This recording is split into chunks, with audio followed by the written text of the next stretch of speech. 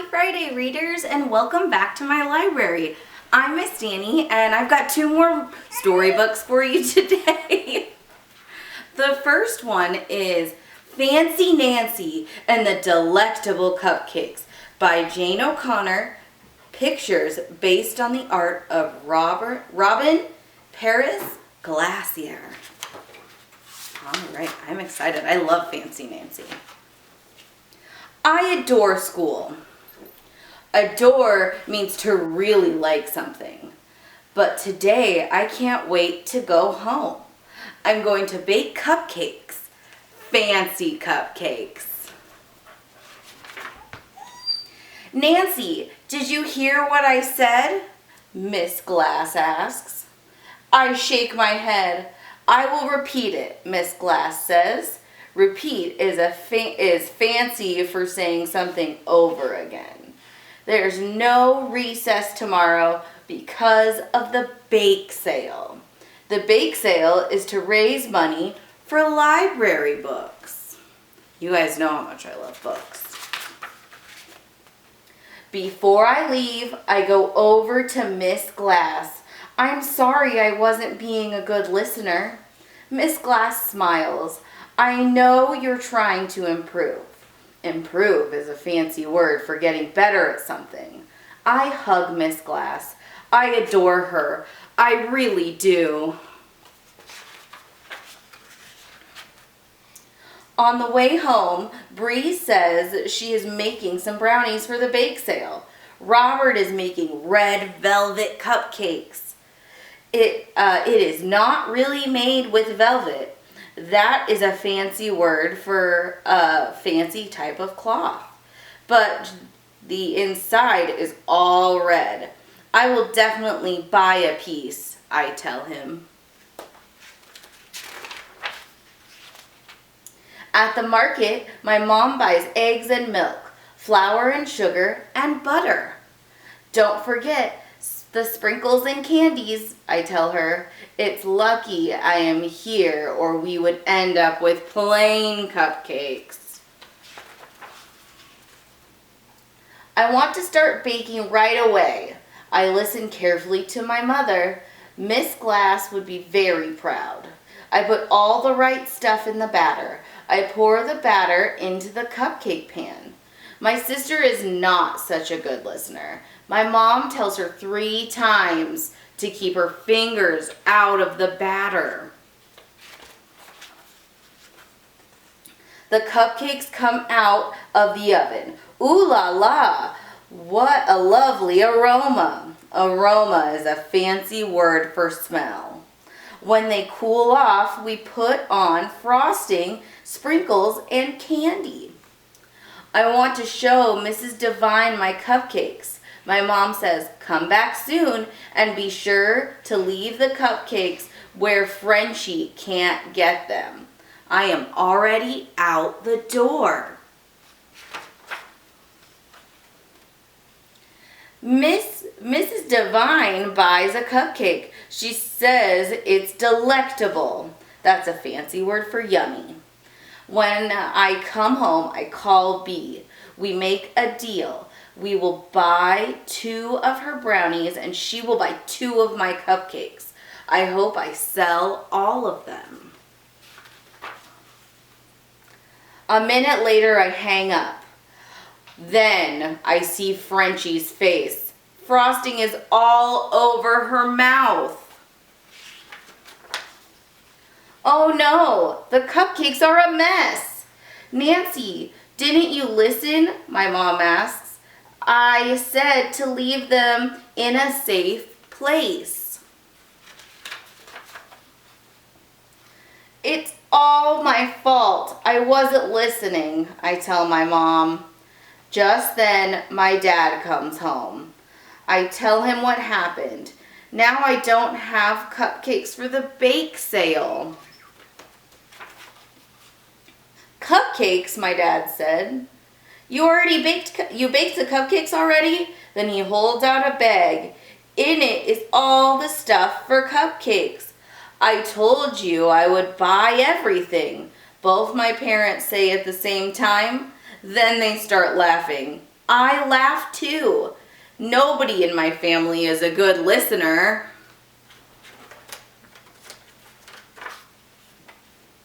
After dinner, we bake cupcakes all over again. I am exhausted. It's a fancy word for very tired. My dad says, "Nancy, please get ready for bed." Guess what? For once, he doesn't have to repeat himself.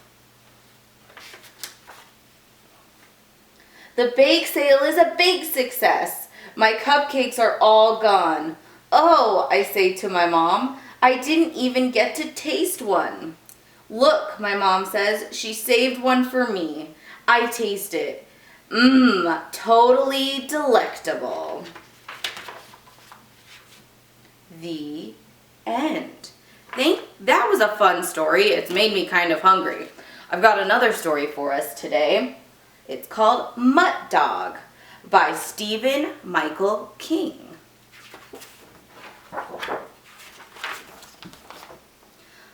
Mutt Dog. In the city lived a dog who belonged to no one.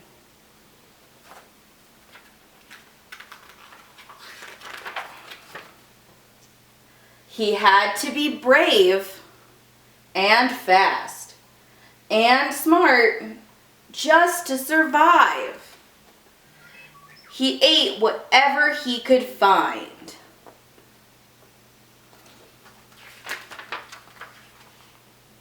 And looked for a new place to sleep every night. "Go away, you mutt." How sad.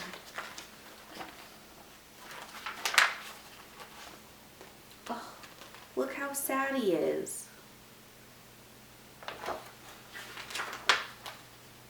One evening, he found a halfway house.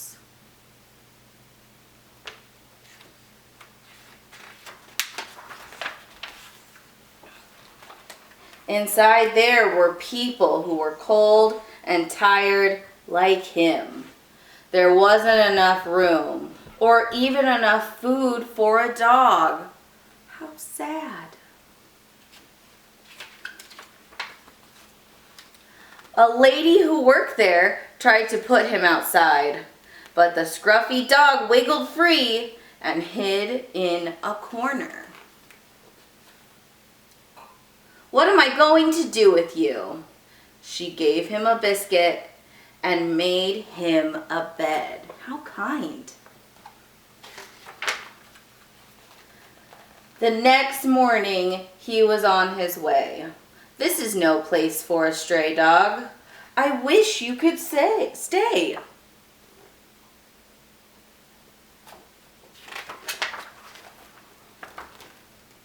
The sky was black and his stomach felt empty. He looked for breakfast and a new place to sleep. "Wait, scruffy dog," called a voice. "Would you like to come home with me?" It was the lady from the halfway house. They left the city and the air filled with new smells. "He seems friendly. Hi, can we keep him?"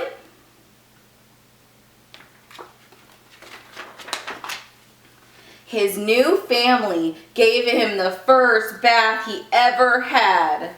They brushed out his matted knots, gave him food from a big tin can, and something delicious to chew.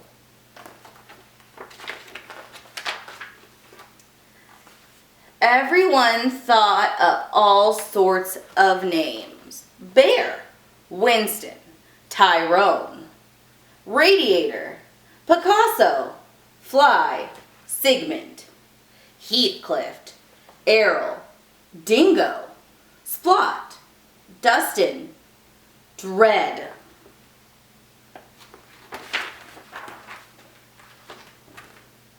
But most of the time, everyone called him Mutt Dog. Who's the lucky little Mutt Dog?